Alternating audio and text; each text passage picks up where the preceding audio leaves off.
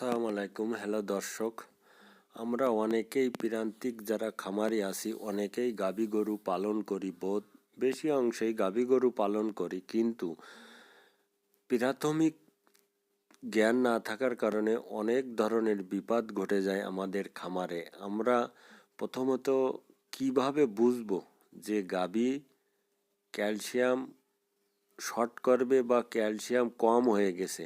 প্রাথমিকভাবে প্রথম চান্সে যদি আপনি ধরতে পারেন যে এই গাভীটা আমার ক্যালসিয়ামের সমস্যা দেখা দিচ্ছে, তা কিভাবে বুঝবো সেটি আমি আজকে আপনাদের সামনে তুলে ধরবো। আসলে মেন কথা কি জানেন, ক্যালসিয়াম যদি একটা গাভীর কম হয়ে যায় তাহলে গাভীটি পড়ে যায়।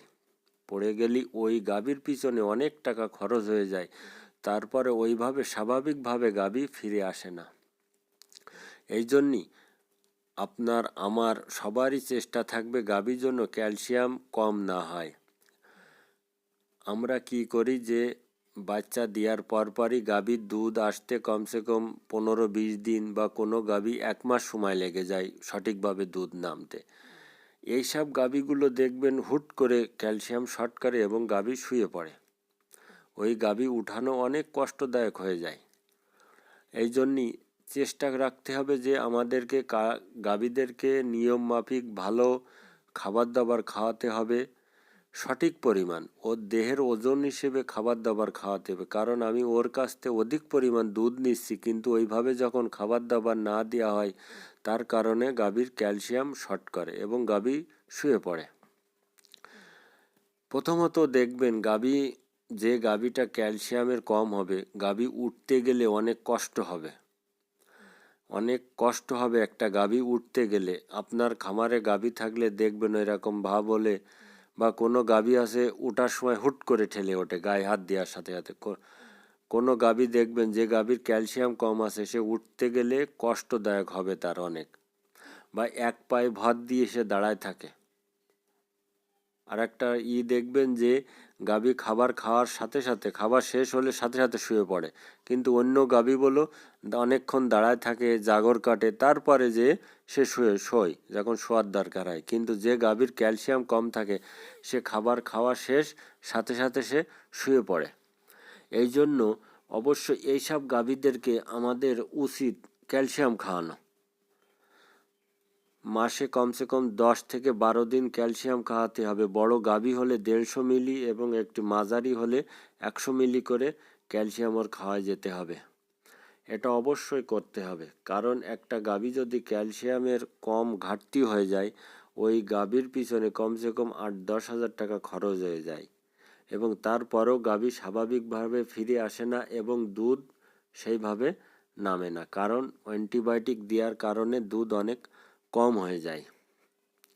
অনেক ক্ষেত্রে দেখবেন গাভীর বাট খসখসে হয়ে যায়।